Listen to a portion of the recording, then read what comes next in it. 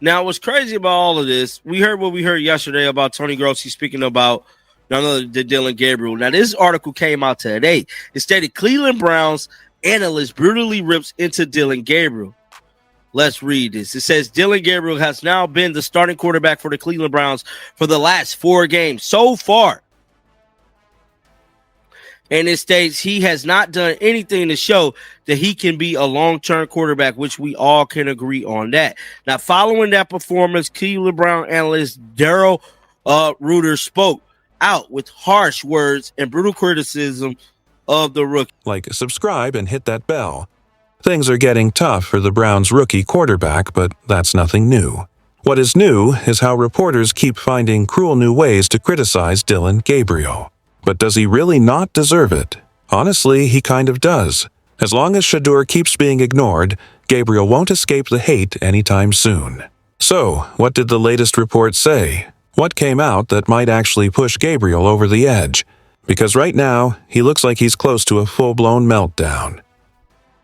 Now, they're saying everything but change the damn quarterback. You have to change the quarterback up. You change the quarterback up, you win the game. It's a quarterback-driven league. I don't know, man. What a harsh but real wake-up call that is. It's painful but true. Seriously, what has Dillon Gabriel really done to earn this endless support from his coach? Every time he messes up, we hear the same excuses. He's new. He's learning. He needs time. How much more time does he need? Because from what everyone sees, Gabriel has had every chance to prove himself. Yet, he's still playing like a rookie stuck in preseason. His passes fall short, his confidence swings between high and low, and his leadership is basically missing. Still, the coach stands behind him like he's the next superstar. It's starting to look like favoritism. And honestly, it's insulting. To the franchise, the fans, the league, Shedeur, and even Gabriel himself. What makes it worse is that Shedeur Sanders is waiting on the bench, ready to lift the whole team. But instead of giving him a shot, the coach doubles down on a quarterback clearly out of sync. That's why fans are losing faith, not just in Gabriel but in the entire decision-making process. Because at the end of the day, talent speaks louder than loyalty. And right now, Shedeur's silence on the sideline says everything. He stated, I'm so frustrated that Andrew Berry did this. Ruiter stated that he spent a top pick on Dillon Gabriel, that they kept shoving this guy down our throats. I told you in the training camp, the guy wasn't it. This is unwatchable. Who seriously thought drafting Dillon Gabriel was a good idea? What was the point? The Browns already had Shedeur Sanders, a player full of raw talent. Yet somehow they decided to bet on a rookie still learning his own playbook. It's almost funny how they passed on proven skill for someone who hasn't shown a spark of greatness. Whoever made that call better have a solid reason, because right now it looks less like a strategy and more like sabotage. But was it really just a bad decision? Or was it a deliberate move to hurt Shedeur's career? We all remember when he got that speeding ticket, right? It was a speeding ticket. Granted, was he going fast? Yeah, he was going fast. But the fact of the matter is, they blew it out of proportion. Myles Garrett, like 2 weeks later, ended up getting a speeding ticket too. But you didn't see it reach the heights that Shedeur did. You didn't see multiple upon multiple videos coming out from these Cleveland media people talking about talking about Myles Garrett getting that speeding ticket. But it's things like that that played out to me during the offseason that tried to hurt his character, as a person. But you want to know what Shedeur did when all that was going on? Visiting more schools, pulling up on kids, going to the trenches, going to the hood. Think about any other player in the NFL that's young, like Jaden Daniels. No disrespect to Jaden Daniels, but you don't see him pulling up to the trenches. Caleb Williams ain't going to O-Block. You ain't seeing Shedeur was going to the trenches, bro. Do they like him going to the trenches? No. At least I don't think they do. And I think that's part of the reason too as well why they went at him so hard is because he was going to the trenches. Now this says a lot. They turned a simple speeding ticket into a huge scandal just because it was Shedeur. That whole thing shows how unfairly he's treated. The media didn't just cover it. They blew it up like it was breaking news of the year. One small mistake, and suddenly he's everywhere. On every show, headline, and comment section. It's like they were waiting for any reason to drag his name through the mud. That's not journalism, that's a witch hunt. What makes it worse is how obvious the double standards are. Other players mess up all the time, even worse, and it barely makes the news. But when it's Shaddur, the world loses its mind. They twist every story to make him look arrogant or immature when he's just doing what every young player does, learning and growing. They can't stand seeing him rise and can't handle that he's confident and unapologetic. You can feel the bias in every headline. They don't want him to shine because Shaddur isn't just another rookie. He's a name that carries weight, and that scares people. It threatens those who think they decide who belongs and who doesn't. So, instead of respecting that, they try to tear him down with nonsense stories. But here's the truth. No matter how hard they try, Shaddur's the one fans and analysts will root for until he proves otherwise.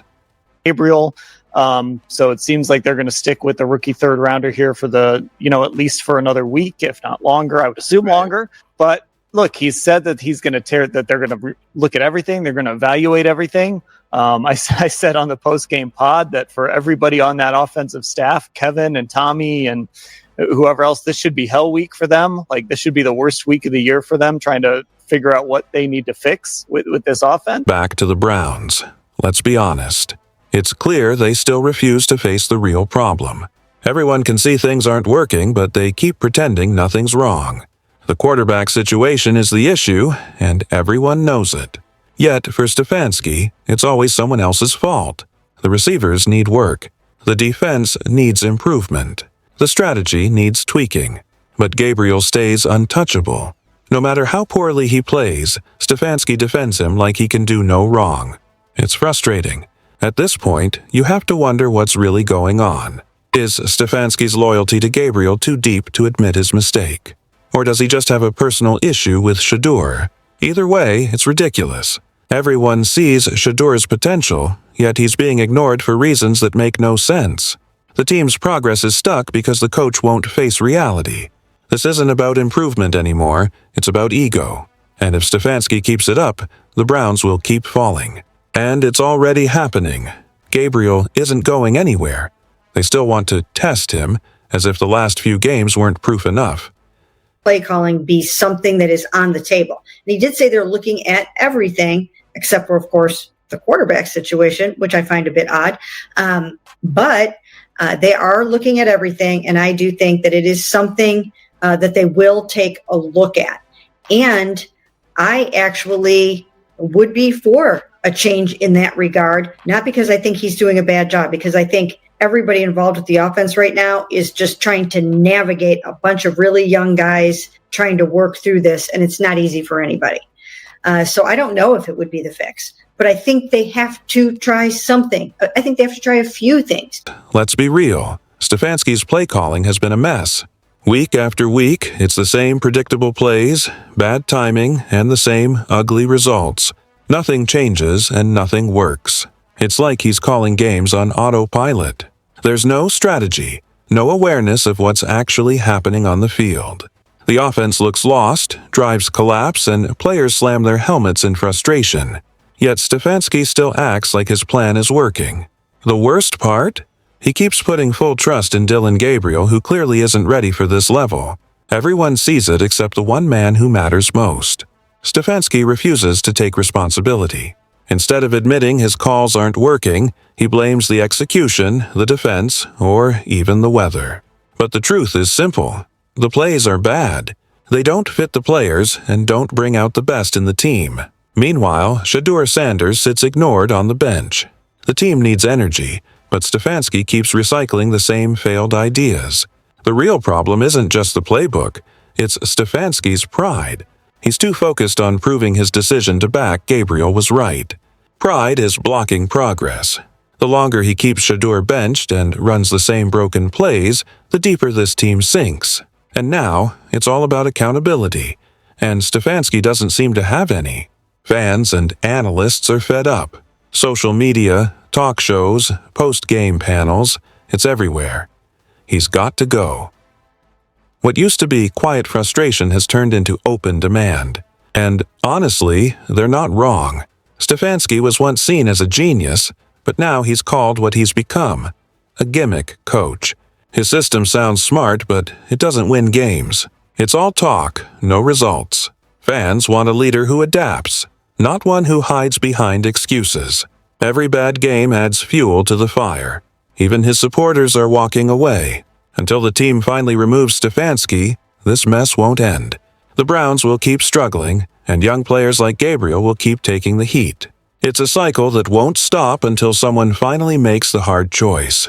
What do you think? Do you agree with Tony Grossi's harsh criticism of Gabriel, or should he get a bit more time to prove himself? Drop your thoughts below, and don't forget to like, share, and subscribe for more updates and breakdowns.